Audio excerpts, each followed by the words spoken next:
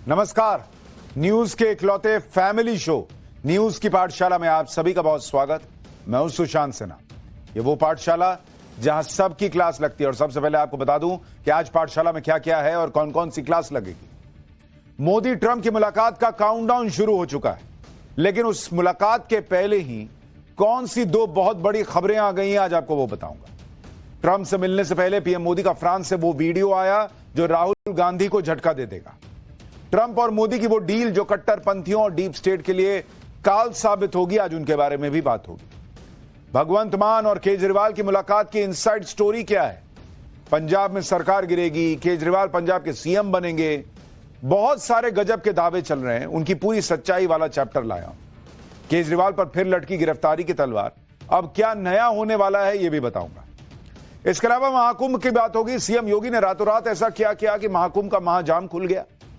महाकुंभ में सनातनियों के कष्ट की वजह बने अफसरों के साथ सीएम योगी ने क्या क्या किया, और महाकुंभ में अब जाने का प्लान बना सकते हैं नहीं बना सकते हैं, ग्राउंड रिपोर्ट क्या है, उसका चैप्टर भी लेकर आया हूं। तो ये चैप्टर देखिए, फिर प्लान बनाइएगा। और पहले सनातन और अब भारत की वो नई ताकत जो मोदी दुनिया के सामने ले आए हैं, उसका चैप्टर भी खोलूंगा। लेकिन पहले दिन भर की बड़ी खबरों का रिवीजन, उसके बाद पहला चैप्टर।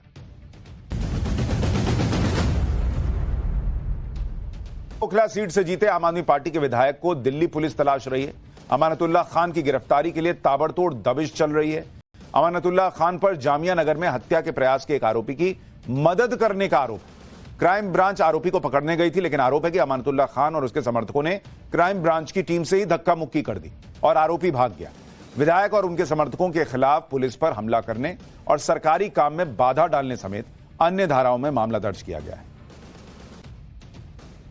मुंबई एयरपोर्ट से रायपुर पुलिस और एटीएस ने 3 बांग्लादेशी नागरिकों को गिरफ्तार किया है। उनके पास से फर्जी पासपोर्ट और दस्तावेज भी मिले। गिरफ्तार किए गए 3 बांग्लादेशी सगे भाई हैं। आरोप है कि इन तीनों ने रायपुर से ही फर्जी दस्तावेज बनवाए थे। पूछताछ में खुलासा हुआ कि तीनों आरोपी मुंबई से बगदाद भागने की फिराक में थे, लेकिन इससे पहले ही पुलिस ने उन्हें धर दबोचा। मध्य प्रदेश के जबलपुर में बड़ा सड़क हादसा हुआ है। प्रयागराज महाकुंभ से वापस लौट रही एक ट्रैवलर कार और ट्रक में भीषण टक्कर हो गई। टक्कर इतनी भीषण थी कि ट्रैवलर गाड़ी बुरी तरह पिचक गई। इस हादसे में 7 श्रद्धालुओं की मौत हो गई, जबकि कई श्रद्धालु घायल हो गए। घायलों को जबलपुर के मेडिकल कॉलेज में भर्ती कराया गया है। शेयर बाजार में आज लगातार दूसरे दिन भारी गिरावट दर्ज की गई। सेंसेक्स करीब 1000 पॉइंट गिरकर 76,293 पर बंद हुआ। वहीं निफ्टी भी करीब 300 अंकों की गिरावट के साथ बंद हुआ है। अमेरिका के टैरिफ वॉर से निवेशकों में हलचल को लेकर बाजार में गिरावट की ये स्थिति देखने को मिल रही है।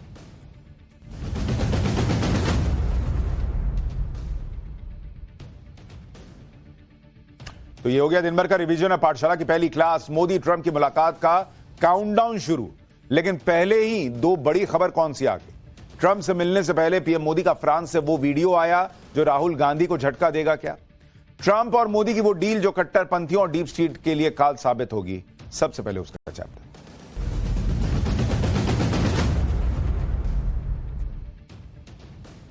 इस वक्त प्रधानमंत्री नरेंद्र मोदी फ्रांस के पेरिस में हैं, जहां उनका गजब का स्वागत हुआ है। गजब की एआई समिट हुई जिसमें दुनिया के बड़े बड़े नेता मौजूद थे, और वहां पर पीएम मोदी ने भारत की जो बात कही वो दुनिया ने सुनी है। पीएम इस समिट में दुनिया के बड़े बड़े नेताओं से मिले, लेकिन पीएम मोदी की जिस मीटिंग पर पूरी दुनिया की नजर है वो मीटिंग होगी अमेरिकी राष्ट्रपति डोनाल्ड ट्रंप के साथ। और इस मीटिंग का काउंटडाउन शुरू हो चुका है। ट्रंप के साथ मोदी की मीटिंग अमेरिका में होनी है। पेरिस के बाद पीएम मोदी अमेरिका चले जाएंगे, जहां उनके दोस्त डोनाल्ड ट्रंप उनका इंतजार कर रहे हैं। ट्रंप ने अमेरिका का राष्ट्रपति बनने के बाद पीएम मोदी से फोन पर बात की थी, उन्हें अमेरिका आने का इन्विटेशन दिया था। 12 और 13 फरवरी को पीएम मोदी अमेरिका में होंगे और व्हाइट हाउस में अपने दोस्त ट्रंप से मुलाकात करेंगे। हालांकि ये 13 तारीख जो वहां अमेरिका की होगी वो भारत की 14 तारीख हो जाएगी, क्योंकि भारत जो है वो अमेरिका से 10 घंटे आगे चलता है। हालांकि साल की सबसे बड़ी मुलाकात यह होने जा रही है डोनाल्ड ट्रंप और भारतीय प्रधानमंत्री नरेंद्र मोदी की, क्योंकि जब से ट्रंप अमेरिका में कुर्सी पर दोबारा बैठे हैं, तब से यही कहा जा रहा है कि अब मोदी ट्रंप की जोड़ी इकोसिस्टम और डीप स्टेट का काम तमाम करेगी। डोनाल्ड ट्रंप उसी तेवर में दिख रहे हैं।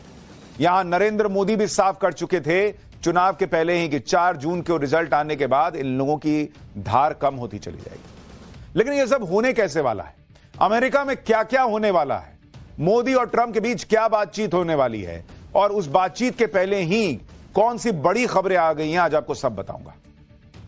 पहले यह समझ लीजिए कि पीएम मोदी और ट्रंप की जोड़ी की मुलाकात बहुत नाजुक वक्त में हो रही है। यह मुलाकात ऐसे वक्त में हो रही है जब ट्रंप को सत्ता संभाले 1 महीना भी नहीं हुआ है। ट्रंप ने आते ही ताबड़तोड़ फैसलों से पूरी दुनिया में तूफान मचाया। ट्रंप ने आते ही चीन के खिलाफ टैरिफ वॉर छेड़ दी। यह मुलाकात ऐसे वक्त में होगी जब ट्रंप एक साथ यूक्रेन युद्ध और इजरायल युद्ध खत्म करने में लगे हैं। यह मुलाकात ऐसे वक्त में होगी जब ट्रंप ने यह कह दिया है कि गाजा पर अमेरिका का कब्जा होगा। यह मुलाकात ऐसे वक्त में होगी जब ट्रंप ने हमास को भी अल्टीमेटम दे दिया कि शनिवार तक इजरायल के सारे बंधकों को छोड़ दो, नहीं तो नरक मचा देगी। यह मुलाकात ऐसे वक्त में होगी जब बांग्लादेश में मोदी ट्रंप की मुलाकात से तनाव है। यह मुलाकात ऐसे वक्त में होगी जब अमेरिका में डीप स्टेट अपनी दुकान समेट रहा है। यह मुलाकात ऐसे वक्त में होगी जब ट्रंप कह चुके हैं कि वो भारत को ज्यादा हथियार और तेल बेचना चाहते हैं। यानी डोनाल्ड ट्रंप दूसरी बार सत्ता संभालते ही अपने देश को यह दिखाना चाहते हैं कि ट्रंप की वापसी से कैसे अमेरिका ग्रेट बनने वाला है। नरेंद्र मोदी तीसरी बार प्रधानमंत्री की कुर्सी पर बैठ चुके हैं और वो कैसे भारत की इकोनॉमी को ग्रेट बनाए हुए हैं, यह दुनिया देख रही है। और इसलिए ट्रंप और मोदी की मुलाकात के बहुत मायने हैं। खासकर युद्ध को लेकर पीएम मोदी और ट्रंप की सोच एक जैसी। पीएम मोदी तो पहले ही कह चुके हैं कि यह युद्ध का दौर ही नहीं है भाई। ट्रंप भी यही चाहते हैं कि युद्ध खत्म करो, अमेरिका का युद्ध में पैसा लगाएगा। ट्रंप ये जानते हैं कि अगर उन्हें यूक्रेन युद्ध रुकवाना है तो उन्हें पीएम मोदी का साथ चाहिए ही होगा, क्योंकि पुतिन किसी पर भरोसा करते हैं तो भारत के प्रधानमंत्री नरेंद्र मोदी पर। पीएम मोदी और ट्रंप की मुलाकात में क्या क्या होने वाला है, किन मुद्दे पर बात होने वाली है, वो सब आगे बताऊंगा। कौन सी 2 बड़ी खबरें आ गई हैं इस मुलाकात के पहले, वो भी आज आपको बताऊंगा। डीप स्टेट क्यों पैनिक में है, यह भी दिखाऊंगा। लेकिन पहले पीएम मोदी के फ्रांस दौरे की बात करता हूं। पीएम मोदी के फ्रांस दौरे की झलक देखिए, फिर बताता हूं फ्रांस में पीएम मोदी का ऐसा वीडियो आ गया जिसे देखकर यहां राहुल गांधी को भयंकर शॉक लगा होगा।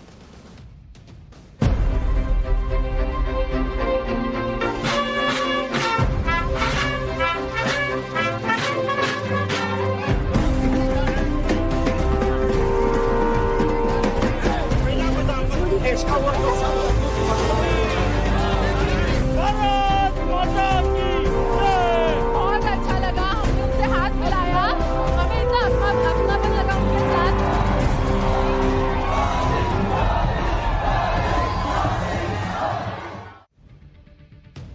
फ्रांस से पीएम मोदी को सीधे अमेरिका की यात्रा पर निकलना है। वहां पीएम मोदी का राष्ट्रपति डोनाल्ड ट्रंप से मिलने का कार्यक्रम।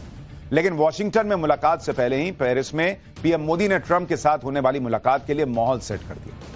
अब आप ये तस्वीरें देखिए। फ्रांस के राष्ट्रपति मैक्रो ने जब राष्ट्रपति भवन में पीएम मोदी की अमेरिका के उपराष्ट्रपति जेडी वेंस से मुलाकात करवाई तो पीएम मोदी ने अमेरिकी चुनाव में ट्रंप की शानदार जीत के लिए उन्हें बधाई दी। ट्रंप की जीत को ग्रेट विक्ट्री बताया। जरा आप देखिए किस तरह का दोस्ताना माहौल है और कैसे पीएम मोदी ने बड़े कॉन्फिडेंस से कहा कि बहुत बढ़िया जीते हो भाई। सुनिए एक बार। Welcome, Mr. Vice President. How are you? Thank you so much. It's a beautiful place. Thank you. Thank you for being here. It's great to be here. Come as somebody wants. Congratulations. Thank you so much. It's so nice to see you. Great victory. Yes. Modi सरकार की सबका साथ सबका विकास वाली policy का किस तरह पूरी दुनिया में डंका बज रहा है, उसकी एक झलक भी पेरिस में आज नजर आई। एक तरफ राहुल गांधी अमेरिका जाते हैं तो सिखों पर उनके विवादित बयान की चर्चा होती है। दूसरी तरफ पीएम मोदी को देखिए। यह वीडियो उस वक्त का है जब पेरिस में पीएम मोदी भारतीय समुदाय के लोगों से मिल रहे थे। जैसे वो अमूमन जाते हैं तो पब्लिक आ ही जाती है पीएम मोदी को देखने के लिए, ऐसा उनका रौला है। तो इस बार भी लोग इकट्ठा थे। इसी दौरान कुछ सिख भी वहां पे सड़क के किनारे खड़े थे। इसमें एक बुजुर्ग सिख ने पीएम को रोककर कुछ कहा तो मोदी ने दोनों हाथ जोड़ लिए। एक बुजुर्ग सिख ने सिख गुरुओं के प्रकाश पर्व मनाने के लिए पीएम मोदी का आभार जताया। कहा कि वो देश के पहले प्रधानमंत्री हैं जो सभी धर्मों की बात करते हैं। राहुल गांधी कह रहे हैं कि यहां सिखों को जो है वो कड़ा पहनने और दूसरी चीजों की धार्मिक इजाजत होगी या नहीं होगी। आप सुनिए, वहां फ्रांस में रहने वाले बुजुर्ग सिख नरेंद्र मोदी से कह रहे हैं कि बॉस आप गजब ही किए हुए हैं, इतना सम्मान दे रहे हैं सिखों को। सुनिए। ज्यादा खुशी है जो आप हमारे सिख गुरुओं के जन्मदिन मना रहे हो, साहिबजादों के जन्मदिन मना रहे हो। पहला प्रधानमंत्री देश का हुआ जो सब धर्मों की बात करता है। वैसे कई बार लोग कहते भी हैं कि जो लोग अपनी धरती से दूर विदेश में जाके रह रहे हैं उन्हें इस बात की ज्यादा वैल्यू है कि बीते 10 साल में मोदी ने क्या बदल दिया है भारत। जो लोग यहां रह रहे हैं वो कमियां ज्यादा निकालते हैं। ऐसा कई बार लोग बातचीत में बोलते हैं।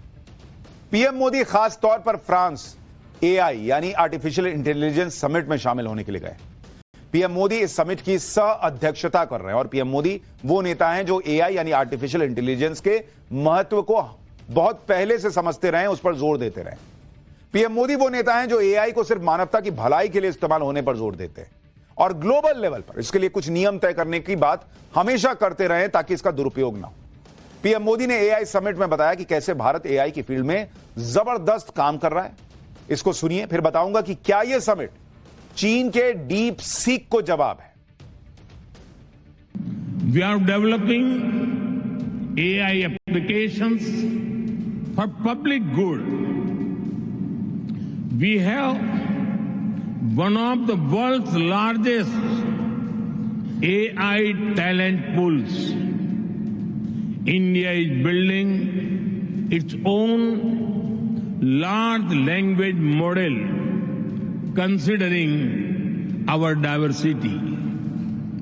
India is ready to share its experience and expertise to ensure that AI future is for good and for all.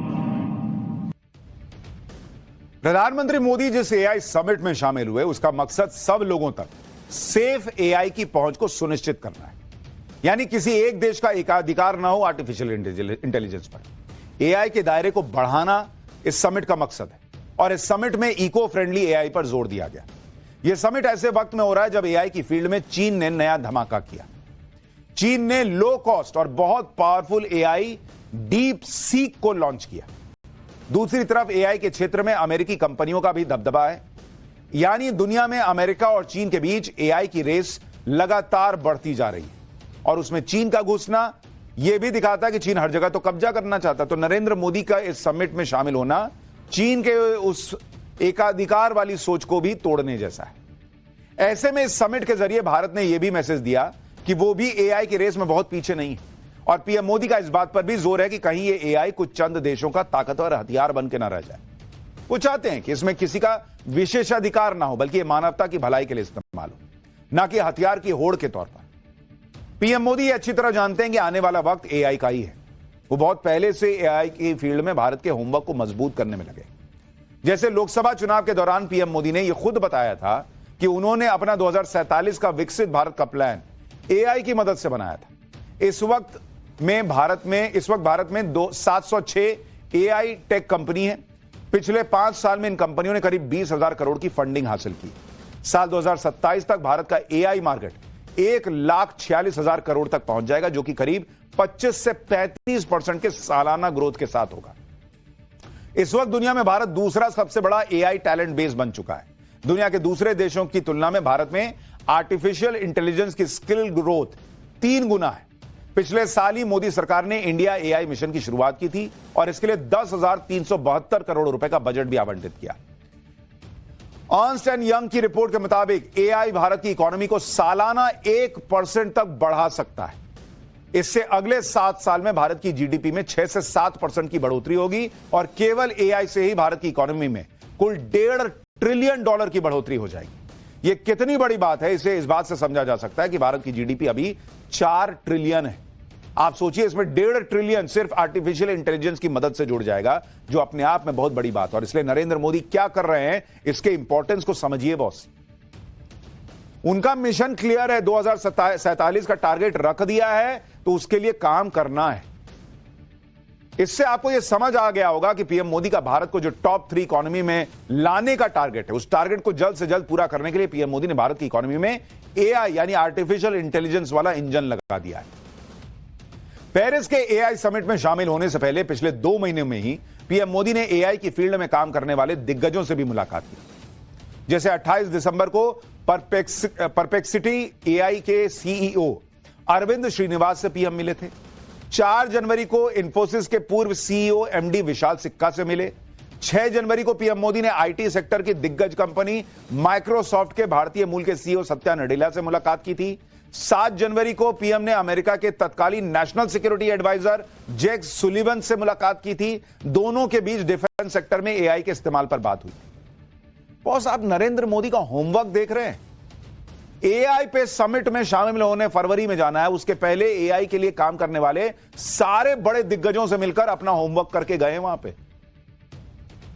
यह है नरेंद्र मोदी और देश के बाकी नेताओं का अंतर। राहुल गांधी वहां जाके क्या करते हैं, मोदी कैसे होमवर्क के साथ देश को आगे ले जाने के लिए काम कर रहे हैं। पीएम मोदी से मिलने के बाद परप्लेक्सिटी के एआई के सीईओ अरविंद श्रीनिवास ने कहा था कि एआई को भारत में फैलाने के लिए पीएम मोदी से शानदार बातचीत हुई। पीएम मोदी से मुलाकात के 24 घंटे के अंदर ही सत्या नडेला ने घोषणा कर दी थी कि अगले 2 साल में माइक्रोसॉफ्ट एआई के क्षेत्र में भारत में कुल 25,700 करोड़ का निवेश करेगा और अगले 7 साल के अंदर 1 करोड़ भारतीयों को आर्टिफिशियल इंटेलिजेंस में ट्रेनिंग देगा। पीएम मोदी के विजन का लोहा भारत ही नहीं पूरी दुनिया मानती और पीएम मोदी एआई का फ्यूचर भांप चुके हैं। पूरी दुनिया में आर्टिफिशियल इंटेलिजेंस का मार्केट कितनी तेजी से बढ़ रहा है, आप उसको समझिए बॉस। नरेंद्र मोदी इतना दूर का गेम खेल रहे हैं जिसके बारे में अभी भारत में चर्चा नहीं हो रही ढंग से। वो वहां तक देखकर सोच रहे हैं कि बॉस फ्यूचर के लिए अभी इंडिया को तैयार करना होगा। एआई का मार्केट देखिए आप, आर्टिफिशियल इंटेलिजेंस का मार्केट जरा इसको देखिए आप। 2022 में कितना था? 2022 में यह 9,85,000 करोड़ का था एआई का मार्केट, 85,000 CR करोड़ का। 2030 में 2030 में 9 लाख करोड़ से यह मार्केट बढ़ के कहां जाएगा आपको पता है? 133 लाख करोड़। आप सोच रहे किस चीज के लिए नरेंद्र मोदी देश को तैयार कर रहे हैं और देश में भारत में लोग आ सके बाहर से। अकेले मेडिकल के क्षेत्र में अगर आप देखिएगा जो एआई का मार्केट है वो बढ़कर करीब करीब 1,23,000 करोड़ का हो जाएगा। 23,000 करोड़ का सिर्फ मेडिकल के क्षेत्र में आपको बता रहा हूं। कृषि में अगर आप देखिएगा, कृषि में यह पहुंच जाएगा 10,000 करोड़ तक, 10K CR। इंफ्रास्ट्रक्चर में 2,29,000 करोड़। यह इंडिया का एआई मार्केट आपको बता रहा हूं, दुनिया का माफ कीजिएगा। सूचना क्रांति के बाद एआई ऐसी तकनीक है जो दुनिया बदल देगी। आज से करीब 146 साल पहले 1876 में टेलीफोन आया था, तब पूरी दुनिया हैरान हो गई थी कि इसके बाद 97 साल बाद 1973 में मोबाइल फोन आया जिसका वजन 2 किलो था। 20 साल बाद 1993 में पहला स्मार्टफोन आया जिसने लोगों का जीवन बदल दिया। कुछ ऐसा ही बदलाव आर्टिफिशियल इंटेलिजेंस की दुनिया में हो रहा है, लेकिन इस बार बदलाव की स्पीड बहुत तेज है। पेरिस एआई समिट में पीएम मोदी ने इसका भी जिक्र किया। वो भारत को दुनिया जिस रफ्तार से एआई के मार्केट में दौड़ रही है उससे डबल रफ्तार से दौड़ाना चाहते हैं, इसलिए ये सब कर रहे हैं। एक बार पीएम मोदी को सुनिए, फिर आपको बताता हूं कि पीएम मोदी और ट्रंप की मुलाकात का जो काउंटडाउन शुरू हुआ है उससे पहले क्या बड़ी खबरें आ गई। Friends, AI is already reshaping our polity, our economy, our security, and even our society. There is also a deep interdependence across borders. Therefore, there is a need for collective global efforts to establish governance and standards that uphold our shared values, address risks, and build trust. प्रधानमंत्री नरेंद्र मोदी अभी America पहुंचे नहीं हैं और उससे पहले ही America और दुनिया भर में अपनी ब्रांच खोलकर बैठे डीप स्टेट की धड़कनें बढ़ी हुई हैं। ट्रंप के आने से पहले ही डीप स्टेट का शटर डाउन हो रहा है। अब जो बची कुची फ्रेंचाइजीज रह गई हैं उन्हें ट्रंप और मोदी मिलकर निपटा देंगे। मोदी से मिलने से पहले ट्रंप ने एक ऐसा फैसला भी लिया जिसकी भारत में भी बड़ी चर्चा हो रही है। जो डीप स्टेट भारत को टारगेट कर रहा था, भारत की इकोनॉमी को टारगेट कर रहा था, जो डीप स्टेट भारत की अर्थव्यवस्था को नष्ट कर देना चाहता था, उस डीप स्टेट पर ट्रंप ने पीएम मोदी से मिलने के पहले ही तगड़ा एक्शन ले लिया। जैसे ट्रंप ने अमेरिका में एक पुराने कानून फॉरेन करप्ट प्रैक्टिसेस एक्ट को रोक दिया है। अमेरिका में डीप स्टेट दूसरे देशों की अर्थव्यवस्था में खलबली मचाने के लिए इस कानून का इस्तेमाल करता था। इसी कानून के तहत डीप स्टेट ने भारत की अर्थव्यवस्था को टारगेट किया और भारत में अडानी जैसे बड़े उद्योगपति के खिलाफ केस किया था। लेकिन अब ट्रंप इस कानून को ही चलता कर रहे हैं। इस कानून को रिव्यू करने के लिए कह दिया कि देखो ये तो बेकार का काम कर रहे थे ये लोग, जरा चेक करो इसको। इससे डीप स्टेट के टारगेट पर आए अडानी ग्रुप को कुछ राहत मिल सकती है और भारत की इकोनॉमी को जो टारगेट करने का एक तरीका था कि भाई भारत के शेयर बाजार को गिरा दो, अडानी को टारगेट करो, जिस तरह से लगातार यहां पर जो खबरें हो रही थी वो सारा मामला निपटता दिख रहा है। भारत की अर्थव्यवस्था के पीछे एक खास इकोसिस्टम है और इस इकोसिस्टम को सपोर्ट देने वाला डीप स्टेट बहुत अरसे से पड़ा हुआ है, क्योंकि इसे लगता है कि अगर भारत की अर्थव्यवस्था को टारगेट करेंगे तो नरेंद्र मोदी कमजोर हो जाएंगे। लेकिन मोदी का असर देखिए कि उनके अमेरिका पहुंचने से पहले ही ट्रंप ने इकोसिस्टम और डीप स्टेट पर एक्शन लेना शुरू कर दिया, क्योंकि ट्रंप समझते हैं कि उनके लिए पीएम मोदी से दोस्ती और भारत से रिश्ते कितने अहम और कैसे अमेरिका में डीप स्टेट भारत के उद्योगपतियों को टारगेट कर भारत की अर्थव्यवस्था को चोट पहुंचाने में लगा हुआ था। इसलिए अमेरिका की 6 सांसदों ने अटॉर्नी जनरल को लेटर लिखा। इस लेटर में बाइडेन सरकार के दौरान अडानी ग्रुप पर हुई संदिग्ध एक्शन की जांच की मांग की गई है। इन सांसदों का कहना है कि इस कार्रवाई से भारत के साथ अमेरिका के संबंध खराब हुए। इस लेटर में कहा गया कि अडानी ग्रुप के खिलाफ जांच का कोई आधार तक नहीं था। इस जांच पर उन्हें शक है कि डीप स्टेट के प्रभाव में जांच के आदेश दिए गए। दरअसल गौतम अडानी पर अमेरिका में इस बात का केस चल रहा है कि उनकी कंपनी ने भारत में करोड़ों की रिश्वत दी और यह बात अमेरिकी निवेशकों से छिपाई। लेकिन अब इस जांच पर ही सवाल उठ रहे हैं। वहां के सांसद ही कह रहे हैं बॉस कि डीप स्टेट के इशारे पर अडानी को टारगेट कर रहे थे, चेक कराइए जरा मामला। इस जांच के पीछे डीप स्टेट के हाथ होने की बात कही जा रही है। सोचिए, जिस जांच पर अमेरिका में सवाल उठ रहे हैं, वहां के सांसद सवाल उठा रहे हैं, उसी जांच पर आंख मूंद कर भरोसा करके इंडी गठबंधन यहां हंगामा कर रहा था। शेयर बाजार जो है वो नीचे जा रहा था। क्यों? क्योंकि मोदी को टारगेट करना। बॉस कभी तो देश का सोचोगे। मोदी के अमेरिका आने से पहले ही ट्रंप एक एक करके डीप स्टेट और इकोसिस्टम की धुलाई कर रहा है। जैसे आप देखिए कि ट्रंप ने हमास के आतंकियों पर बड़े एक्शन का ऐलान कर दिया। ट्रंप ने हमास के आतंकियों को आखिरी चेतावनी दे दी कि अगर शनिवार दोपहर तक सभी बंधकों को नहीं छोड़ा तो वो कह रहे हैं कि नरक मचा दूंगा, मैं ऐसी तबाही कर दूंगा। तुम समझ नहीं रहे हो, मैं ट्रंप हूं। ये उन लोगों के लिए भी झटका है जो भारत में गाजा को लेकर छाती पीटते रहते हैं। यहां पर फिलिस्तीन फिलिस्तीन चिल्लाते हैं और भारत के दोस्त इजराइल के खिलाफ बोलते हैं। लेकिन मोदी के अमेरिका पहुंचने से पहले ही ट्रंप ने हमास को लास्ट वार्निंग देकर सबकी क्लास लगा दी। आप सुनिए भाई, डोनाल्ड ट्रंप धमका रहे हैं कि सैटरडे तक छोड़ो, एक दो को नहीं सबको छोड़ो, नहीं तो ऐसा कांड करूंगा कि फिर बाप बाप चिल्लाओगे। सुनिए ट्रंप को। Well, I would say this, and I'm going to let that be because that's Israel's decision, but as far as I'm concerned, if all of the hostages aren't returned by Saturday at 12 o'clock, I think it's an appropriate time. I would say cancel it and all bets are off and let hell break out. I'd say they ought to be returned by 12 o'clock on Saturday, and if they're not returned, all of them, not in drips and drabs, not 2 and 1 and 3 and 4 and 2. Saturday at 12 o'clock, and after that, I would say all hell is going to break out. Donald Trump खुला खेल रहे हैं boss, खुला बोल रहे हैं। उनके लिए हमास के आतंकी आतंकी हैं। भारत में लोग छाती पीटे बॉस। वो कह रहे हैं कि छोड़ो वहां बंधकों को, 1 नहीं 2 नहीं 4 छोड़ूंगा, ये सब शर्त मत दिखाओ, छोड़ो नहीं तो फिर मैं ठोक दूंगा। आप ये भी देखिए कि पीएम मोदी और ट्रंप के बीच मुलाकात की टाइमिंग ऐसी है जब ट्रंप 2-2 युद्ध से अमेरिका को बाहर निकालने में लगे। वो किसी भी कीमत पर यूक्रेन और इजराइल युद्ध को रोकना चाहते हैं और वो ये बात जानते हैं कि इसके लिए उन्हें पीएम मोदी की जरूरत हो, क्योंकि पीएम मोदी ही वो ग्लोबल लीडर है जिनकी ट्रंप और पुतिन दोनों से अच्छी जुगलबंदी है। पीएम मोदी ही बड़े ग्लोबल नेता हैं जो पिछले साल रूस के राष्ट्रपति पुतिन और फिर यूक्रेन के राष्ट्रपति ज़ेलेंस्की से मिल चुके हैं। पीएम मोदी ही उन चंद ग्लोबल लीडर्स में से एक हैं जिस पर पुतिन भरोसा करते हैं। पुतिन कह चुके हैं कि वो भारत से युद्ध खत्म कराने में मध्यस्थता की उम्मीद करते हैं, भारत ऐसा कर सकता है। ज़ेलेंस्की भी कह चुके हैं कि पीएम मोदी रूस यूक्रेन जंग खत्म कराने में बड़ी भूमिका अदा कर सकते हैं। पुतिन हो या ज़ेलेंस्की, दोनों ही ट्रंप पर सीधे सीधे विश्वास नहीं करेंगे। यह बात ट्रंप भी समझते होंगे। इसलिए हो सकता है कि ट्रंप और पीएम मोदी के बीच यूक्रेन युद्ध पर चर्चा हो। ट्रंप हाल ही में पुतिन से युद्ध खत्म करने की बात कर चुके हैं, लेकिन जो भरोसा पुतिन नरेंद्र मोदी पर करते हैं वो शायद ही ट्रंप पर करें, क्योंकि ट्रंप की एक छवि यह भी है कि आदमी थोड़ा सनकी है यार, ये कब क्या कर दे पता नहीं। लेकिन नरेंद्र मोदी की आज की छवि एक ग्लोबल लीडर की है जो एक अलग पहचान रख रहे हैं। भारत की भी, अपनी भी।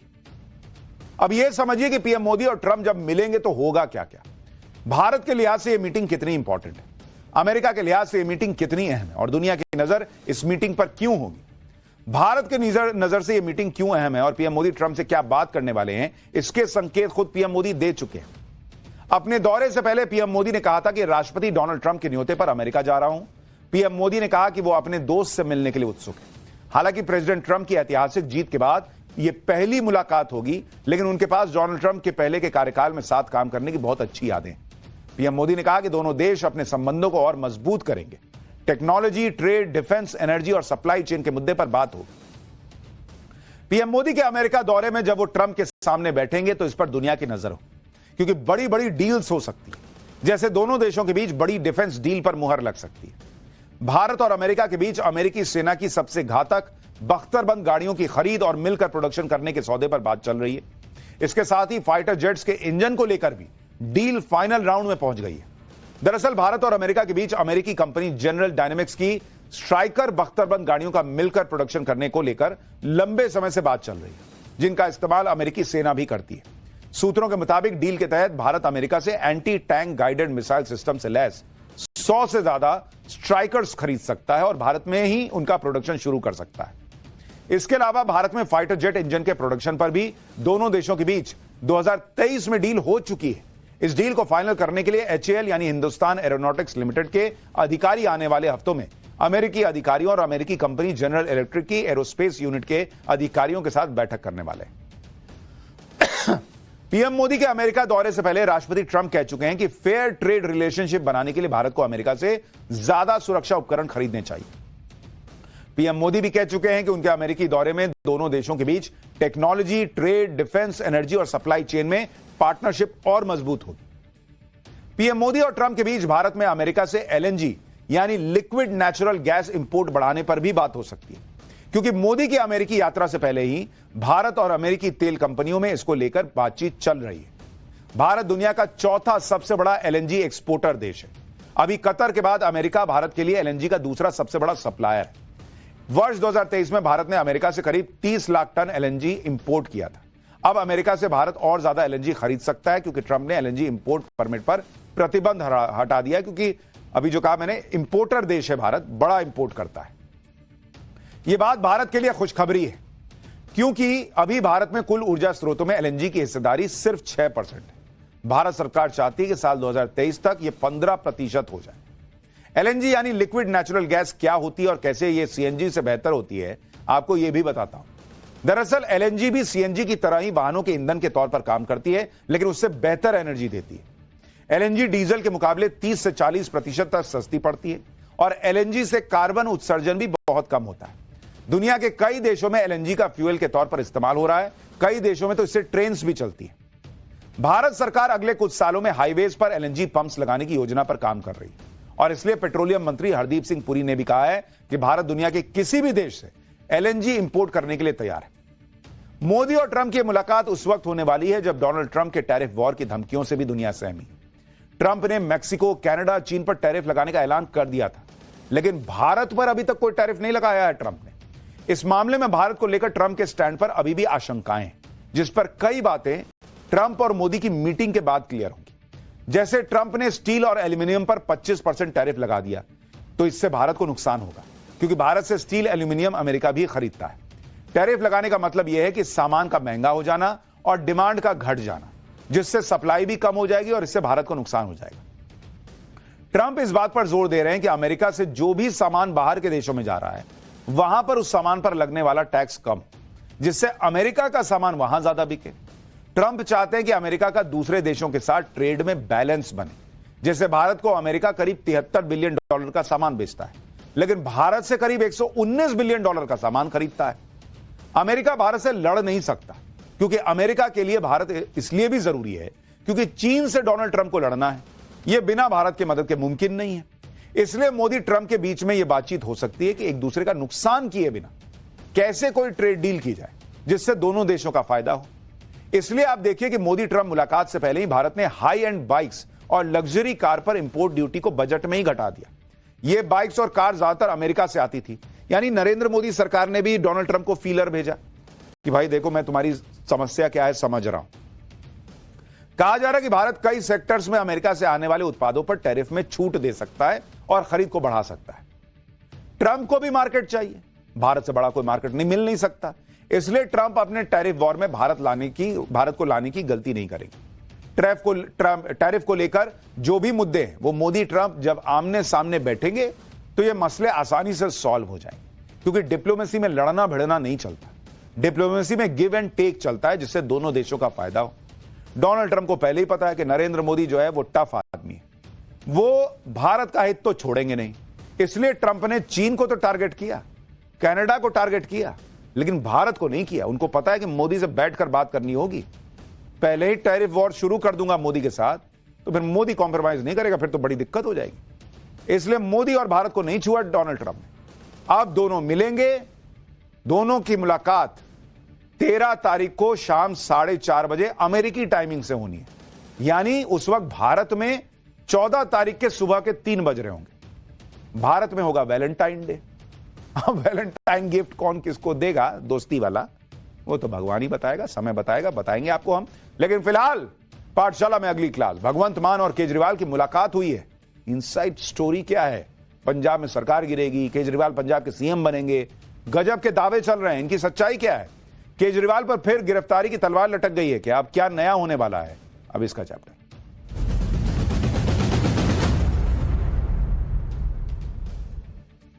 एक वक्त था जब अरविंद केजरीवाल कहा करते थे कि नरेंद्र मोदी इस जन्म में तो उन्हें नहीं हरा पाएंगे, लेकिन केजरीवाल की जिंदगी में ऐसा तूफान आ गया कि न सिर्फ नरेंद्र मोदी ने उन्हें हरा दिया, बल्कि आज की डेट में केजरीवाल ऐसी ऐसी मुसीबतों से गिर गए हैं जिससे निकलना हर किसी के बस की बात नहीं। केजरीवाल जिधर मुंह घुमा रहे हैं वहां उनको चैलेंज ही सामने खड़ा दिख रहा है। केजरीवाल के सामने चुनौतियां कितनी है सुनिए। पहली चुनौती, पंजाब में पार्टी को एकजुट रखना। दूसरी चुनौती, पंजाब में सरकार को बचाए रखना। तीसरी चुनौती, दिल्ली में खोई हुई जमीन हासिल करना। चौथी चुनौती, अपनी इमेज पर लगे हुए दाग को हटाना। पांचवी चुनौती, कानूनी पचड़ों से खुद को बचाना। छठी चुनौती, जो गलतियां हुई उनको सुधारना। केजरीवाल के लिए बहुत ही मुश्किल टाइम चल रहा है, क्योंकि हर कदम पर उनके लिए एक एग्जामिनेशन खड़ा है, एक इम्तिहान खड़ा है। दिल्ली में वो हार चुके, उन्हें घबराहट होगी कि कहीं पंजाब में खेला ना हो जाए, क्योंकि अब केजरीवाल के पास बची खुची अगर कुछ चीज है तो पंजाब की सरकार है, वो भी हाथ से गई तो कहां परफॉर्म करके दिखाएंगे कि नहीं नहीं मैंने गलतियां सुधार ली। जब से दिल्ली में केजरीवाल हारे हैं तब से पंजाब में हड़कंप मचा है। पंजाब में उनकी पार्टी के फ्यूचर के बारे में तरह तरह की बातें फैलाई जा रही हैं। खुद केजरीवाल के सियासी फ्यूचर के बारे में दो तरह के दावे हो रहे हैं, तरह तरह के दावे हो रहे हैं। कोई कह रहा है कि अब वो पंजाब के सीएम बन जाएंगे केजरीवाल, कोई कह रहा है कि ना वो तो राज्यसभा चले जाएंगे, कोई कह रहा है कि नहीं कहीं नहीं जाएंगे, दिल्ली पे ही काम करेंगे। इन सब बातों में कितना दम है, केजरीवाल आगे क्या करने वाले हैं ये आपको बताऊंगा। केजरीवाल ने आज पंजाब के विधायकों को जिस इमरजेंसी मीटिंग के लिए बुलाया था उसमें क्या हुआ ये भी बताऊंगा, लेकिन पहले ये ट्रेलर देख लीजिए कि कैसे केजरीवाल के कैंप में हड़कंप मच गया है। मैं भारतीय जनता पार्टी को इस जीत के लिए बहुत बहुत बधाई देता हूं। ये तो आपको भी पता होगा कि कितनी गुंडागर्दी यहाँ पे और कितना पैसा यहाँ पे चला बीजेपी की तरफ से। डरे हुए हैं कि हमारे आर्मी भाग जाएंगे। शांति है पार्टी के अंदर, बिल्कुल शांति है। पंजाब को कुछ लोग आज अपना पर्सनल एटीएम मानने लग गए हैं। नहीं, किसकी नाराजगी? पार्टी में बिल्कुल भी कोई नाराजगी नहीं, किसी भी कोई नाराजगी। किसने बोला?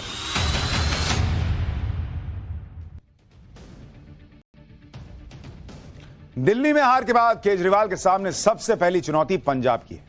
पंजाब में आम आदमी पार्टी की सरकार पहले से ही परेशानी में घिरी दिख रही है क्योंकि कांग्रेस ने पंजाब में भगवंत मान को लेकर बड़े बड़े दावे करने शुरू कर दिए। इसी को देखते हुए केजरीवाल ने फौरन पंजाब पर फोकस किया और पूरी पंजाब सरकार को ही दिल्ली बुला लिया। पंजाब में आम आदमी पार्टी के 93 विधायक, सभी को केजरीवाल ने दिल्ली बुलाया। अच्छा, कुछ लोग कहेंगे कि 93 लोग को बुलाने से अच्छा था केजरीवाल खुद उठ के पंजाब चले जाते, एक आदमी को जाना था। 93 को क्यों बुलाए? 93 को इसलिए बुलाए ताकि यह दिखे कि केजरीवाल का दबदबा अभी भी चल रहा है पार्टी में। 93 के 93 केजरीवाल के बोलने पे उठ के आ रहे हैं। केजरीवाल उठ के चले जाते तो माहौल बनता कि अरे केजरीवाल गए, पता नहीं कितने विधायक उनके साथ हैं। आज की डेट में माहौल यह है कि 93 को बुलाया, देखो 93 के 93 आया। दिल्ली के कपूरथला हाउस में केजरीवाल ने सभी के साथ एक बैठक की। कपूरथला हाउस दिल्ली में पंजाब के सीएम का सरकारी आवास है। यहीं पर केजरीवाल ने पंजाब के सीएम भगवंत मान के साथ भी बैठक की। बैठक में दिल्ली के चुनाव को लेकर चर्चा हुई, पंजाब के हालात को लेकर मंथन हुआ। विधायकों ने भी कहा जा रहा है कि अपनी बात कही। इस बैठक में अरविंद केजरीवाल, भगवंत मान के साथ राघव चड्ढा भी थे। आपको सुनाते हैं कि पंजाब के विधायकों और मंत्रियों ने बैठक को लेकर क्या कहा, वो सुनिए, फिर अंदर की बात बताऊंगा। किसी के साथ कोई नाराजगी नहीं है, सारी पार्टी जो है एक मुठ है। सभी विधायक जो हमारे राष्ट्रीय प्रधान हैं अरविंद केजरीवाल जी, उनकी जो नीचे सभी की एक तरह एक टीम बन के हम चल रहे हैं, और कैसे और आने वाले जो इलेक्शन है उसमें कैसे चलना है, बस इसी के रिगार्डिंग मीटिंग है। केजरीवाल साहब हमें बुलाते रहते हैं या पंजाब में आते हैं और पार्टी की मीटिंग्स होती रहती हैं, इसमें कोई बड़ी बात नहीं है। और हर बार केजरीवाल साहब का ये मैसेज होता है कि हमने इकट्ठे मिलकर काम करना है। पंजाब में आम आदमी पार्टी की सरकार को लेकर विपक्ष लगातार हमले कर रहा है। दिल्ली के नतीजों के फौरन बाद ही पंजाब को लेकर बयानों का दौर शुरू हो गया था। कई तरह के अटकलें लगने लगी। खासतौर पर पंजाब के सीएम भगवंत मान को लेकर सूत्रों के हवाले से दावे होने लगे कि कई विधायक भगवंत मान से खुश नहीं हैं। करीब 18 विधायक भगवंत मान से नाराज बताए जा रहे हैं। भगवंत मान की कार्यशैली से ये लोग नाराज हैं कहा जाने लगा। सभी ने केजरीवाल को फीडबैक दिया है, यह भी कहा गया। आज की बैठक में इन सारी बातों को लेकर भी चर्चा हुई होगी। हालांकि पंजाब के सारे विधायक और नेता तो यह कह रहे हैं कि पार्टी में कोई नाराजगी नहीं है। खुद भगवंत मान ने कहा कि बैठक में पंजाब को देश का सबसे बेस्ट राज्य बनाने पर बात हुई है। एक बार भगवंत मान को भी सुनिए। आज भी दिल्ली के लोग हमें यही कहते हैं कि ऐसे काम पहले 75 साल में हमने कभी सुने नहीं, ना ही देखे हैं, जितने आम आदमी पार्टी ने दिल्ली में किया। बाकी हार जीत चलती रहती है, वो ऐसी कोई बात नहीं है। आज सब हम इकट्ठे मिलके, आज सारी पूरी हमारी दिल्ली की टीम भी सारी यहाँ पे थी, तो यही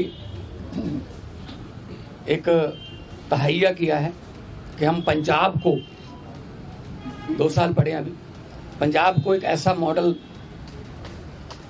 बना देंगे कि उसको पूरे देश को दिखाएंगे। यानी भगवंत मान ये मान रहे हैं कि पिछले 3 साल में तो वो पंजाब को ऐसा मॉडल नहीं बना पाए जो देश को दिखाए। अब 2 साल में करना है क्योंकि दिल्ली हाथ से चली गई।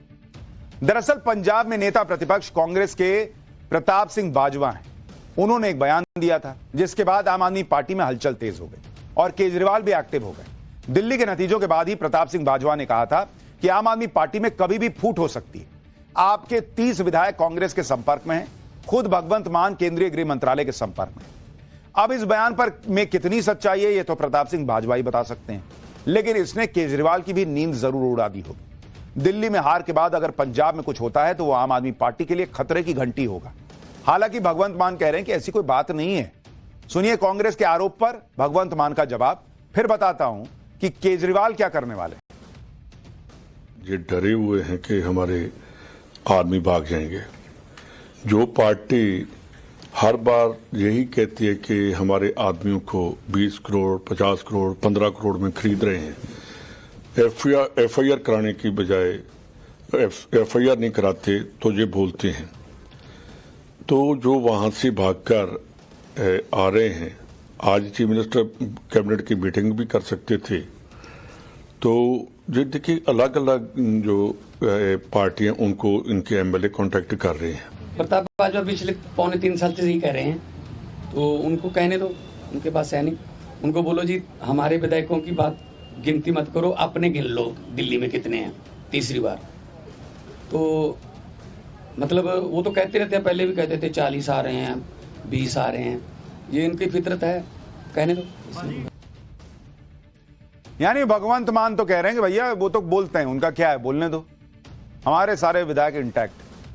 अब केजरीवाल के सामने चुनौती है कि वो पंजाब में अगर कुछ गड़बड़ है भी, जिसको तो भगवंत मान तो डिनाई कर रहा है, तो अगर है कोई गड़बड़ी तो उसे ठीक करें, और अगर सब ठीक है तो पार्टी को और संगठित करें। आज पंजाब के नेताओं के साथ बैठक में केजरीवाल ने कहा कि पंजाब सरकार के काम पर लोगों की नजर है, अगर काम नहीं होगा तो दिक्कत होगी। अगर कोई अधिकारी बात नहीं सुन रहा है तो विधायक सीधे उनसे कांटेक्ट कर सकते हैं। केजरीवाल पंजाब पर जिस तरह से फोकस कर रहे हैं उससे यह भी चर्चा हो रही है कि क्या केजरीवाल अब पंजाब का रुख कर सकते हैं। जैसे कहा जा रहा है कि केजरीवाल अब पंजाब के मुख्यमंत्री बन सकते हैं या पंजाब से राज्यसभा के सदस्य बन सकते हैं। हालांकि इन चर्चाओं में उतना दम नहीं लग रहा, क्योंकि केजरीवाल के सामने जो चुनौतियां हैं वो पहले उनसे निपटेंगे। केजरीवाल ने जो गलतियां की हैं उनको सुधारना होगा, तभी वो अपना खोया हुआ स्टेटस हासिल कर पाएंगे। केजरीवाल को लेकर चर्चाएं भले ही हो रही हों, लेकिन वो ऐसी गलती नहीं करेंगे कि पंजाब के सीएम बन जाएं या राज्यसभा के सांसद बन जाएं। और वो ऐसा क्यों नहीं करेंगे वो भी आपको बताता हूं। पंजाब में पहले से भगवंत मान मुख्यमंत्री हैं। केजरीवाल के लिए मान को इस्तीफा देना पड़ेगा। केजरीवाल पर सत्ता का लालची होने का आरोप लगेगा। केजरीवाल नहीं चाहेंगे कि ऐसा नैरेटिव सेट हो। इसके अलावा राज्यसभा के लिए अलग गणित लगाना होगा, अपने किसी सांसद से इस्तीफा दिलवाना होगा। फिर यह कहा जाएगा कि केजरीवाल बिना कुर्सी रह ही नहीं सकते। और केजरीवाल इस वक्त जो सबसे बड़ा संकट झेल रहे हैं वो उनकी इमेज को लेकर है। उनकी इमेज जो है ना, वो उसकी धज्जियां उड़ चुकी हैं। चाहे वो शीश महल हो, चाहे वो जेल से इस्तीफा नहीं दे रहे थे उसको लेकर हो, या वो जिस तरह से अहंकार से कह रहे थे कि मोदी को 2 जन्म लगेगा मुझे हराने में। पब्लिक कहने लगी ये कैसे हो सकता है, इस तरह की एरोगेंट बातें कौन कर सकता है। तो अगर वो पंजाब के सीएम या पंजाब से राज्यसभा गए तो और उन पर आरोप लगेगा, इमेज और डेंट हो जाएगी कि भाई ये तो बिना कुर्सी के सत्ता के रह ही नहीं पा रहे। दिल्ली में हार के बाद इसकी उम्मीद कमी है कि केजरीवाल इस तरह की गलती करेंगे। इसकी बजाय पुरानी गलतियों को दुरुस्त करना केजरीवाल के लिए ज्यादा जरूरी है, क्योंकि केजरीवाल ने एक नहीं कई गलतियां की हैं जिसका खामियाजा दिल्ली चुनाव में केजरीवाल को भुगतना पड़ा। केजरीवाल की छवि ऐसे नेता की रही है जो अगर गलती करता है तो पब्लिक के सामने स्वीकार करके माफी मांग लेता है। लेकिन दिल्ली में पिछले कुछ सालों में केजरीवाल ने एक नहीं कई गलतियां की, कोई माफी नहीं मांगी, जिनसे लोगों में यह मैसेज गया कि केजरीवाल में अहंकार आ गया है। दिल्ली में हार के बाद केजरीवाल का एक बयान वायरल हो रहा है, जिसमें केजरीवाल ने पीएम मोदी को चुनौती दी थी कि वो इस जन्म में तो आम आदमी पार्टी को नहीं हरा पाएंगे, दूसरा जन्म लेना पड़ेगा। इस बयान से लोगों को लगा कि केजरीवाल में बहुत अहंकार आ गया। यह आम आदमी की भाषा नहीं है कि मोदी को दोबारा जन्म लेना पड़ेगा हमको हराने के लिए। इस तरह का बयान केजरीवाल को नहीं देना चाहिए था, पब्लिक को लगा, और इससे केजरीवाल की छवि को नुकसान हुआ। आपको वो वायरल बयान सुनवाता हूं, फिर आपको बताऊंगा केजरीवाल से और क्या क्या गलतियां हुई। मैं नरेंद्र मोदी जी को कहना चाहता हूं, मोदी जी इस जन्म में तो आप हमको नहीं हरा सकते दिल्ली के अंदर आम आदमी पार्टी को। आपको दूसरा जन्म लेना पड़ेगा, इस जन्म में तो नहीं हरा सकते आप आम आदमी पार्टी को दिल्ली में।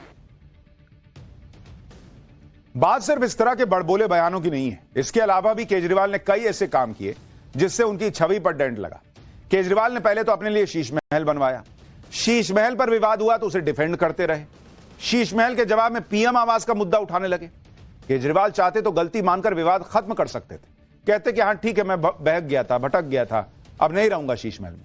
लेकिन उन्होंने पहले कागजों को फर्जी बताया, फिर पीएम के घर की बात करने लगे। इसी तरह से शराब घोटाले में गिरफ्तारी के बाद इस्तीफा नहीं दिया। केजरीवाल ने कहा कि वो जेल से ही दिल्ली की सरकार चलाएंगे, जबकि मनीष सिसोदिया और सत्येंद्र जैन से इस्तीफा दिलवा दिया था। इससे मैसेज गया कि केजरीवाल के लिए अलग नियम है, जबकि गिरफ्तारी से पहले इस्तीफा देकर सिंपैथी हासिल कर सकते थे। पहले केजरीवाल कहते थे कि यमुना को साफ कर देंगे, अब कहते हैं कि यमुना के नाम पर वोट नहीं मिलते। इसके अलावा केजरीवाल ने और भी कई बड़ी बड़ी बातें की जिनका उनको नुकसान हुआ। जैसे अब केजरीवाल कहते हैं कि अगर सरकार अपने मंत्रियों के लिए अच्छे वकील हायर नहीं करेगी तो वो केस हार जाएंगे, जबकि पहले केजरीवाल कहते थे कि अगर किसी नेता पर आरोप है तो उसकी फीस सरकार क्यों देगी, सरकार क्यों वकील करेगी। सुनिए पहले केजरीवाल ने क्या कहा था, फिर अब महाकुंभ का चैप्टर भी खोलना है। इस कानून में लिखा है कि अगर कोई भ्रष्टाचार करेगा तो सरकार उस भ्रष्टाचारी को कोर्ट में अपना मुकदमा लड़ने के लिए फ्री में वकील देगी। आजादी के बाद पहली बार यह कानून आया। सरकार के मन में कितनी दया है इन भ्रष्टाचारियों के लिए कि तकलीफ ना हो जाए इनको। सबने भ्रष्टाचार कर रखा है इन्होंने। तो अब राजा को सरकार फ्री में वकील देगी, कलमाडी को सरकार। बेचारा आम आदमी तो दुखी होता रहता है, वो तो हाई कोर्ट जा नहीं सकता, उसके पास तो वकील नहीं होता, जेब में पैसा नहीं होता। इन भ्रष्टाचारियों को सरकार फ्री में वकील देगी। तब केजरीवाल को लोगों के पैसे की चिंता थी। आज जब उन पर भ्रष्टाचार के आरोप लगे तो अभिषेक मनु सिंह भी वकील कर लिया। उनके करोड़ों की फीस जो है वो सरकार दे रही थी। पब्लिक पूछ रही है कौन से केजरीवाल है भाई। तो केजरीवाल को पहले अपनी छवि पर जो डेंट हुआ है उसको रिपेयर करना होगा। खैर, पाठशाला में बग लिखा। सीएम योगी ने रातों रात ऐसा क्या किया कि महाकुंभ का महाजाम खुल गया। महाकुंभ में सनातनियों के कष्ट की वजह बने अफसरों के साथ सीएम योगी ने क्या किया। महाकुंभ में अब जाने का प्लान बना सकते हैं या नहीं, ग्राउंड रिपोर्ट क्या कह रही है, यह चैप्टर देखिए, समझ में आ जाएगा।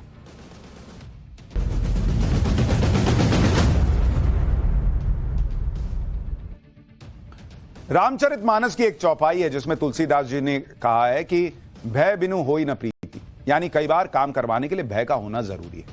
आज यही सिद्धांत सीएम योगी ने महाकुंभ में महाजाम को हटवाने के लिए अपनाया। कल मैंने आपको पाठशाला में महाकुंभ में भयंकर जाम की तस्वीरें दिखाई। पब्लिक कितनी परेशान है उनका दर्द रखा था। पिछले 4 दिनों के दौरान प्रयागराज में इतनी भीड़ आ गई कि पूरे शहर में भीषण ट्रैफिक जाम लग गया। महाकुंभ में आने वाले लोग कई किलोमीटर के जाम में फंस गए। पब्लिक त्राही कर रही थी तो हमने पाठशाला में इसका मुद्दा उठाया, लेकिन जैसे ही सीएम योगी आदित्यनाथ ने इन तस्वीरों को देखा वैसे ही उनका भी पारा हाई हो गया। इसके बाद सोमवार की शाम को ही सीएम योगी ने वीडियो कॉन्फ्रेंसिंग के जरिए एक मीटिंग बुलाई और करीब 1.5 घंटे चली इस मीटिंग में प्रयागराज के कई सीनियर पुलिस अधिकारियों को की तगड़ी क्लास लगाई सीएम योगी ने कहा जा रहा है। प्रयागराज में बिगड़ती ट्रैफिक व्यवस्था के फेलियर पर सीएम योगी इतने फायर हो गए कि कई अधिकारियों को सस्पेंड करने की चेतावनी दे डाली, क्योंकि एक तरफ योगी आदित्यनाथ महाकुंभ को सफल बनाने के लिए पूरी ताकत झोंक रहे हैं, मेहनत कर रहे हैं, और दूसरी तरफ महाकुंभ की जिम्मेदारी संभालने वाले कई अधिकारी लापरवाह दिख रहे हैं। बस इसी बात पर योगी आदित्यनाथ भड़क गए। इस मीटिंग के बारे में आपको आगे बताऊंगा, लेकिन उससे पहले सीएम योगी की डांट का असर क्या हुआ है वो आपको दिखाता हूं। आज प्रयागराज में ट्रैफिक का हाल कैसा है। सीएम योगी की डांट का असर यह हुआ कि कल तक प्रयागराज में जो पुलिस अधिकारी सड़कों से गायब थे या कम दिख रहे थे, वो आज सड़कों पर उतरकर ट्रैफिक जाम क्लियर करवाते हुए दिखाई दे रहे थे। इस बदलाव को देखकर लोगों को भी बहुत राहत मिली कि सीएम योगी के गुस्से ने ट्रैफिक जाम से राहत दिलवा दी। दरअसल 12 फरवरी को महाकुंभ में माघ पूर्णिमा स्नान है, जिसमें भारी संख्या में लोग पहुंचने वाले हैं।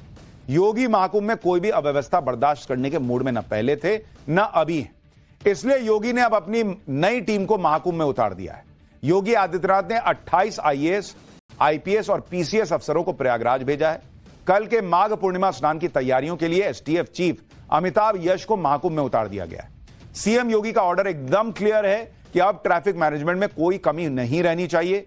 वाहनों के लिए पार्किंग व्यवस्था एकदम दुरुस्त करिए ताकि किसी भी तरह के जाम की स्थिति का सामना ना करना पड़े। माघ पूर्णिमा स्नान पर मौनी अमावस्या की तरह कोई मिसमैनेजमेंट नहीं होना चाहिए। योगी यह बात पहले भी कह चुके हैं कि एक एक श्रद्धालु की सुरक्षा उनकी जिम्मेदारी है। श्रद्धालुओं को होने वाली असुविधा को लेकर जीरो टॉलरेंस नीति का ऐलान कर चुके हैं सीएम योगी। इसलिए कल जैसे ही उन्होंने प्रयागराज का बुरा हाल देखा, वैसे ही उनका गुस्सा 7वें आसमान पर था। सीएम योगी के गुस्से का सबसे बड़ा असर यह हुआ कि प्रयागराज आने जाने वाले रास्तों पर अब धीरे धीरे जाम कम होने लगा।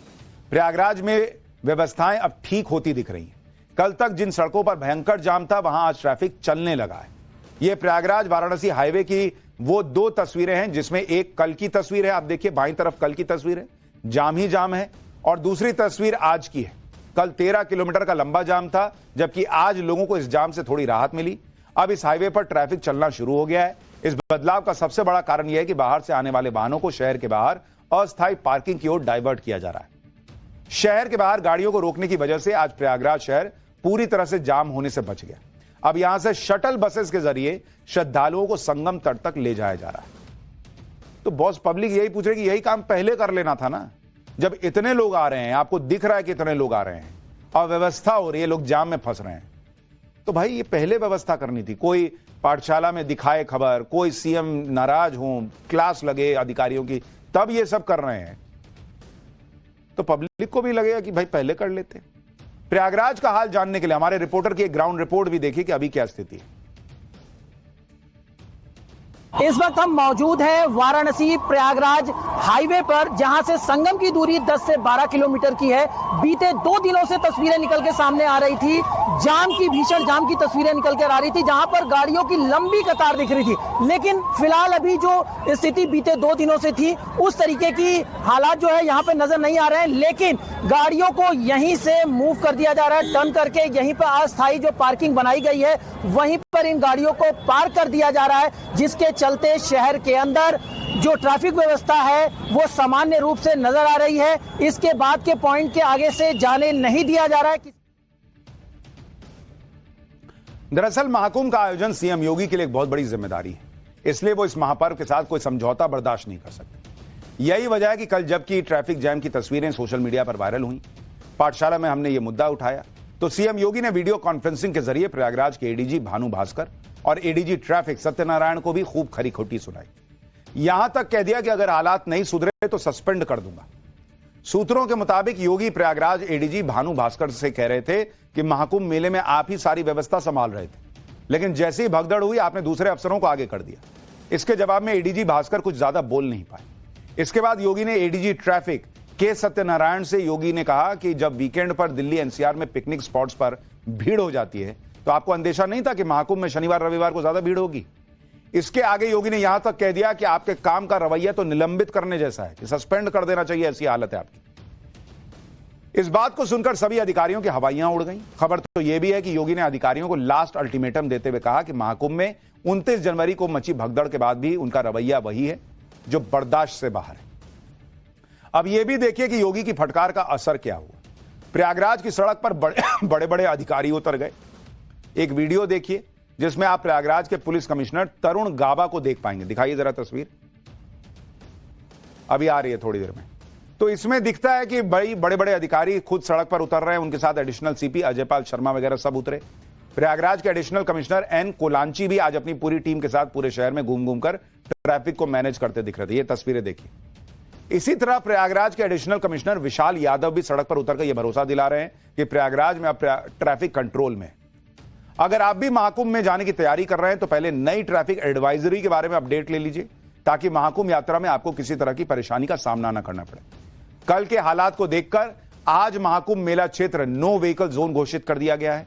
आज सुबह 4 बजे से मेला क्षेत्र में वाहन प्रतिबंधित हैं। इसमें सिर्फ आवश्यक और इमरजेंसी सेवाओं को छूट दी गई है। इसके अलावा बाहरी वाहनों की उनके आने वाले रूट पर पार्किंग की व्यवस्था रखी गई है। आज शाम 5 बजे से प्रयागराज शहर भी नो व्हीकल जोन घोषित कर दिया गया है। यह ट्रैफिक एडवाइजरी 12 फरवरी तक लागू रहेगी। खास बात यह है कि ट्रैफिक एडवाइजरी संगम पर कल्पवासियों के वाहनों पर भी लागू होगी। महाकुंभ में ट्रैफिक जाम को लेकर अब हालात पहले से ठीक है, लेकिन विपक्ष के नेता इस पर भी आरोप लगा रहे हैं। महाकुंभ में भीड़ और मिसमैनेजमेंट पर अखिलेश यादव ने क्या सवाल उठाया और इसके बाद सीएम योगी ने क्या जवाब दिया वो भी देखिए। मैं पूछना चाहता हूं,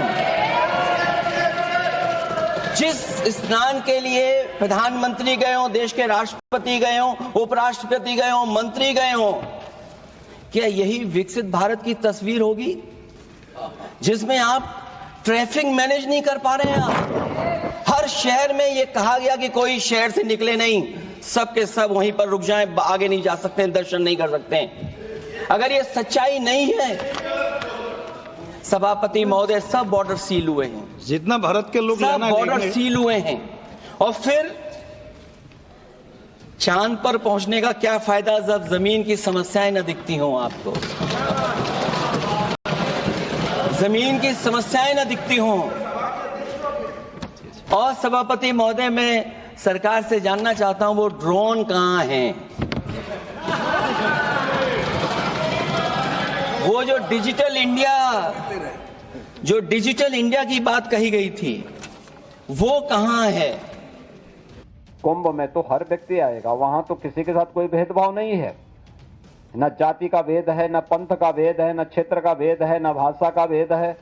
पूरा देश आ रहा है और 29 दिन में 45 करोड़ श्रद्धालु अब तक वहां स्नान कर चुका है। ये नकारात्मकता फैलाने वाले वही लोग हैं जिन्होंने जीवन भर बीबीआईपी ट्रीटमेंट लिया है, सरकार की बीबीआईपी सुविधाओं का उपभोग किया है, और किया ही नहीं, आने वाली पीढ़ी के लिए भी एक रास्ता खोलने का प्रयास किया था उन्होंने कि वे तो ले ही ले, लेकिन उनकी आने वाली पीढ़ी भी इस सुविधा का उपभोग करे जैसे देश उनका बहुती हो।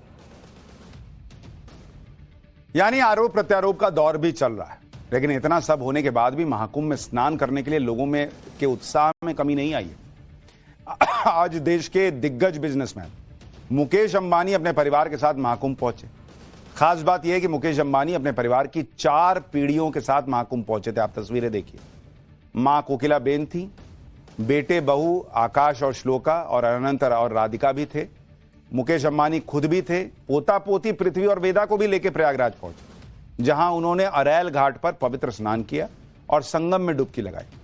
फिर मां गंगा की पूजा अर्चना की। तो ये तस्वीरें आ रही हैं जिसमें आप देखिए पूरा अंबानी परिवार पहुंचा हुआ है और वहां पर संगम में स्नान कर रहा है। देखिए एक चीज तो है, इस बार कम से कम आपको यह मानना पड़ेगा कि जिस तरह से संगम में स्नान के लिए सनातनियों की भीड़ पहुंची और सनातनियों का सैलाब आया, उसको लेकर यह कहना कि भाई व्यवस्था बिल्कुल नहीं थी, यह भी आप नहीं कह सकते। कई साधु संत कह रहे हैं कि भाई 30 दिन में 3000 वीआईपी भी नहीं आए होंगे। ऐसा नहीं है कि रोज सारे खाली वीआईपी आ रहे और उनके लिए व्यवस्था है। लेकिन दूसरी तरफ आप यह भी देखिए कि भाई जब इतने लोग आ रहे हैं और कुछ भी अगर मिसमैनेज हो रहा है, भले ठीक है आप कहिए कि इतने लोगों के लिए नहीं सोचा, इतनी तैयारी नहीं की, इतने लोग आ जाएंगे, नहीं सोचा, यही तो सोचना था।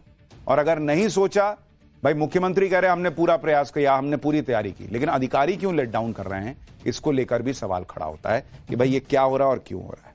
फिर भी अच्छी बात यह है कि सनातन को लेकर लोगों का उत्साह बना हुआ है, महाकुंभ को लेकर उत्साह बना हुआ है। थोड़ा देख वेख के निकलिए घर से। अभी तो कह रहे हैं कि भाई व्यवस्था ठीक हो गई है, जाम खुल गया है। आज का अपडेट तो ये है, कल की भी बात बता दूंगा। फिलहाल एक छोटा सा ब्रेक के बाद दिल्ली के नए मुख्यमंत्री पर, दिल्ली के नए मुख्यमंत्री कौन बनेगा, इसको लेकर बड़ी खबर आ रही है। सूत्रों के मुताबिक अमित शाह और जेपी नड्डा की बैठक हुई है। दोनों नेताओं की बैठक 1 घंटे तक चली है। 16 फरवरी के बाद दिल्ली में सरकार के गठन की खबर आ रही है। विधायक दल की बैठक 16 फरवरी के बाद होगी। सीएम फेज को लेकर भी बैठक में कहा जा रहा है कि चर्चा हुई है। कहा जा रहा है कि बैठक में यह भी तय किया गया है कि नया मुख्यमंत्री विधायकों में से ही कोई होगा। किसी सांसद को बीजेपी मुख्यमंत्री की गद्दी पर नहीं बैठाएगी बीजेपी। यानी 16 फरवरी के बाद जो है दिल्ली को नया मुख्यमंत्री मिल सकता है, उस नाम का ऐलान हो सकता है, जिसके बारे में हमने पहले भी आपको कहा था कि परवेश वर्मा का नाम काफी आगे चल रहा है।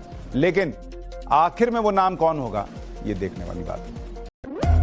When the stakes are high and the answers are elusive,